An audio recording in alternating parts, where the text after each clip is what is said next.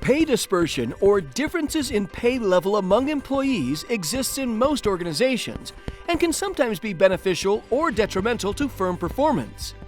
But what happens when pay distributions have the same level of dispersion but are lopsided or skewed in the way they are distributed? By studying data from a global management consulting firm in South Korea, a researcher found that different levels of pay skewness can affect cognitive processes of individual employees, eventually affecting the outcomes of the organization. In theory, pay levels of individuals in organizations would normally be distributed in symmetrical bell curves, either showing a more horizontal or vertical dispersion of pay. But in reality, it's nearly impossible to find normal distributions of pay in organizations, as most skew to the right or the left. An organization with left-skewing dispersions typically has more high-paid individuals, while one that skews to the right has more low-paid individuals.